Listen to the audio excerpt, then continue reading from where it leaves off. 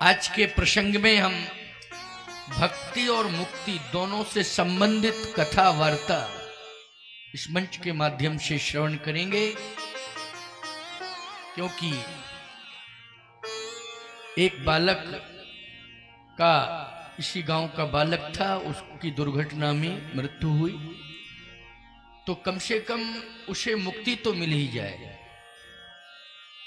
इतना तो हमारा प्रयास रहेगा। और आप सबका कि किसी न किसी तरह से, देखिए मृत्यु तो हो ही गई है लेकिन मृत्यु के बाद एक ही आशा की जाती है कि मृत्यु के बाद मुक्ति हो जाए, भटकना ना पड़े, क्योंकि अकाल मृत्यु जिसकी होती है उसे भटकना पड़ता है। समझ रहे हो कि नहीं? लेकिन कथा के माध्यम से, कथा में राजा परीक्षित की मृत्यु हुई, भागवत की कथा सुनते हो ना, कथा के समय ही मृत्यु हुई, कथा में मृत्यु हुई। क्यों भाई, भागवत सुनते हो? राजा परीक्षित की मृत्यु कहां हुई? कथा स्थल पर हुई। सुखदेव जी कथा कह रहे थे उसी समय हुई, संत महात्मा बैठे श्रवण कर रहे थे उसी समय हुई मृत्यु। शुक्रताल जो आज उत्तर प्रदेश में स्थित है, जहां पर सुखदेव जी ने परीक्षित को कथा सुनाई, वहां गंगा का तट है। कहां है? गंगा का तट है। कोई बात नहीं है, अपने हिसाब से कर लो बेटा, उसमें परेशान मत हो, अपने विवेक से काम करो, ज्यादा घबराने की जरूरत नहीं है। ये तो यंत्र से संबंधित व्यवस्था है, उसको अपने हिसाब से ठीक कर दी। लेकिन इसमें आवाज ही नहीं आ रही है तो वैसे ही है। क्या इसका कोई सोशल मीडिया से कनेक्ट तो नहीं है कि वहां से वहीं आवाज जा रही हो? क्योंकि एक तो ठीक है, कोई बात नहीं है, अपना काम करो। वो क्या हुआ कि एक व्यक्ति ने कहा कि महाराज, अभी अभी डॉक्टर ने मुझे चश्मा दिया है और मैंने चश्मा लगाया है। मेरे वो व्यक्ति का, मुझसे जुड़ा हुआ व्यक्ति था वो, मैं उससे जुड़ा हुआ था, तो मैंने कहा कि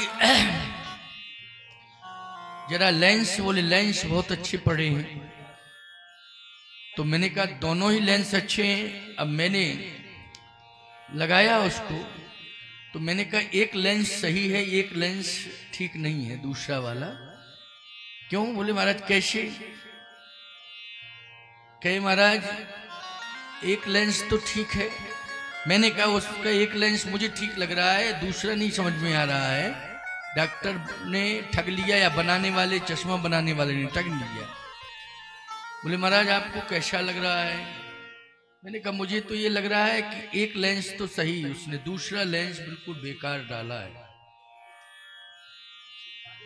उसने कहा महाराज अपने हिसाब से उसने ठीक डाले। क्यों? बोले हमारी एक ही आंख सही है, दूसरी आंख है ही नहीं, वो तो पत्थर की है, तो लेंस दूसरा। तो भैया हम तो ठीक ठाक बोल रहे, ये कहीं जड़ के रूप में तो नहीं है, ध्वनि इसमें निकल नहीं रही है। और आपने लगा लिया कि कम से कम सामने वाले को दिखाई दे कि दोनों, देखो अभी भी सही नहीं, परेशान मत हो, एक से ही काम चला लेंगे। परेशान क्यों हो रहे हो?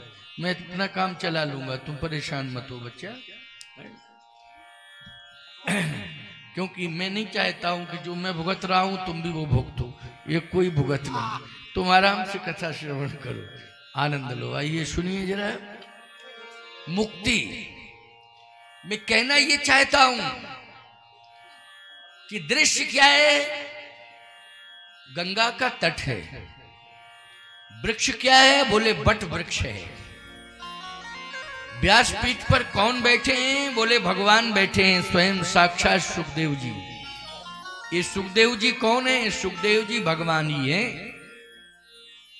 सुनने वाले कौन है श्रोता के रूप में? कथा परीक्षित हैं, और उनके साथ में तमाम बड़े बड़े महात्मा, क्योंकि सुखदेव जी बहुत अच्छे वक्ता हैं तो सबको कथा सुननी है, वो बैठे हुए हैं। गंगा का तट है। और बोलो भाई, राजा परीक्षित की मृत्यु हुई कहां? महलों में हुई कि रास्ते में हुई कथा स्थल पर हुई। बोलो हुई। और अकाल मृत्यु, क्योंकि सर्पदंश से जिसकी मृत्यु हो, सर्पदंश से, थोड़ा सा कुछ नहीं करना है, मैं बोलता रहूंगा, अब बैकग्राउंड मत बजाइए, आवश्यकता नहीं, बस हल्का सा उसको स्लो चलने दो, है ना, बहुत है। अकाल मृत्यु, इसका क्या प्रमाण है कि अकाल मृत्यु? प्रमाण है तक्षक ने दशा। तक्षक कौन है? सर्प है। सर्प दंश से अगर किसी की मृत्यु होती है तो याद रखना उसको अकाल मृत्यु ही कहते। और राजा परीक्षित को सर्प ने कहीं दूर जाकर नहीं डसा था, तक्षक ने वहीं पर डसा था, सुखदेव जी के सामने, गंगा जी के सामने, महात्माओं के बीच में, और जहां कथा हो रही थी वहीं।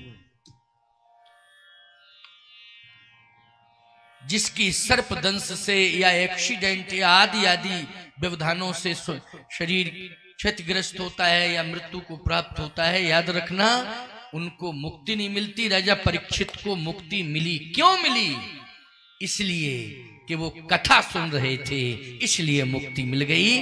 इस बालक को भी अवश्य ही मुक्ति मिलेगी, क्योंकि कथा हो रही है और पूर्व से कथा चल रही, अभी भी कथा हो रही है, और उसकी आत्मा भी यहीं भटक रही है। आज उसकी आत्मा इस मुक्ति की कथा सुन करके मोक्ष को प्राप्त होगी, ये मैं हृदय से कह रहा हूं। क्योंकि भागवत की बात को झुटलाया नहीं जा सकता है, ना तो ये कोई बनावटी बात है, ना किसी प्रकार की कोई इसमें लत्ता लपेटी बात है। क्यों भाई? क्यों? परीक्षित की मृत्यु सत्य है, तक्षक से हुई, और मोक्ष मिला, क्योंकि निश्चित रूप से वो भगवान के धाम गए। भागवत का प्रमाण है। तो मुक्ति हुई किससे? भगवान की कथा से। इसलिए ये शब्द जो है कथा के उसके कानों तक पहुंच रहे होंगे, निश्चित रूप से यही कथा के शब्द, राम कथा के शब्द उसका उद्धार करेंगे। मृत्यु तो हो ही चुकी है, क्योंकि मृत्यु योग था, इसलिए मृत्यु योग के कारण वो मृत्यु हुई है। लेकिन ये कथा मोक्षदायिनी है, ये कथा के शब्द उसकी आत्मा में, उसके कानों में पड़े और उसको मोक्ष मिले। भगवान से मेरी प्रार्थना है। आइए अब एक बात सुनिए। दो को मुक्ति मिली है, जड़ रूप में जो थे, जड़ रूप में जो थे, दो को मुक्ति मिली। किसको मिली? एक तो अहिल्या को मिली और दूसरा धनुष को मिली।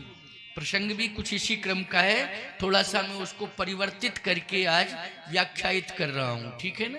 क्योंकि आज परिवर्तित करके उसको बात वही कहूंगा, लेकिन थोड़ा परिवर्तित करके करूंगा। और मैं विलंब से इसलिए आया कि मैंने जब सुना तो मैं सोचता रहा, विचार करता रहा, फिर विचार करके मैं भगवान से ही अनुमति लेकर के आया हूं। किससे? अपने ठाकुर जी से अनुमति लेके आया हूं। मुझे सोचना पड़ा, विचार करना पड़ा, तभी मैं आया हूं और अपनी बात आप तक भी पहुंचा रहा हूं, और उस मृतक आत्मा के कल्याणार्थ भी आज ये मुक्ति मोक्षदायिनी कथा को कह रहा हूं। आप लोग भी श्रवण करें। हम लोग उसके दुख में सम्मिलित हैं, सभी लोग। ये तो दुख है भाई, हम लोग सब लोग उसके दुख में सम्मिलित हैं। घटना तो घट ही गई है, लेकिन कल्याण भी तो होना चाहिए। क्या होना चाहिए? कल्याण होना चाहिए। तो कल्याण किस तरह हो सकता है? एक ही उपाय है और कोई दूसरा उपाय है नहीं। कल्याण के लिए एक ही उपाय है। तो आइए सुनिए।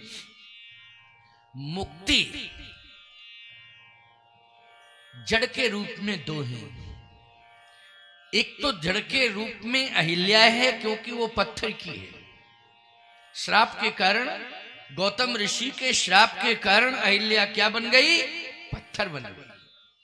और पत्थर को क्या मानते हो? बोलो भाई। पत्थर को जड़ ही कहना पड़ेगा।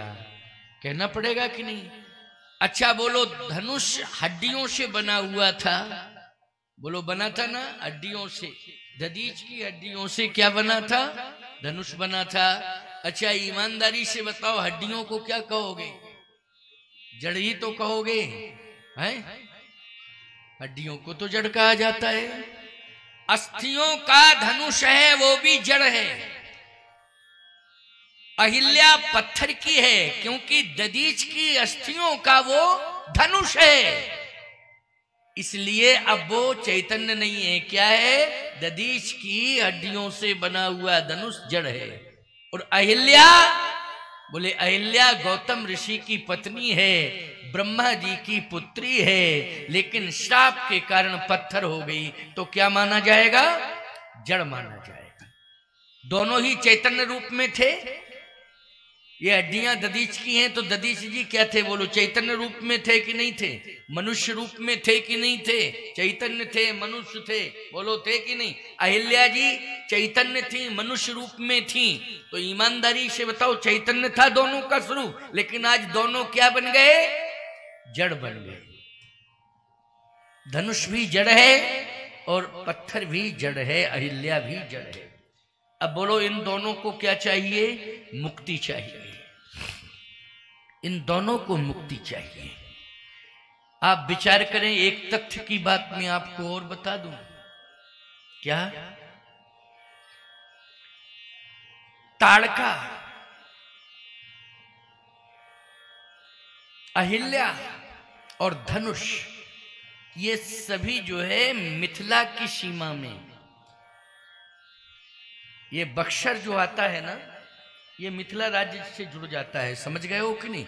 ठीक अयोध्या की सीमा वहीं पर समाप्त होती है, मिथिला की सीमा वहीं से प्रारंभ होती है। गंगा के उस तट तक अयोध्या की सीमा है, गंगा के इस तट से मिथिला की सीमा है। और विश्वामित्र जी का आश्रम उस तट पर नहीं था, इस तट पर था, जहां मिथिला की सीमा। अहिल्या के उद्धार में भी दोनों की ही कृपा जुड़ी है, सीता जी की और राम जी की। अहिल्या के उद्धार में दोनों की कृपा जुड़ी है, सीता जी की और राम जी की। ताड़का के उद्धार में भी सीता राम जी, और धनुष के उद्धार में भी सीता राम, दोनों,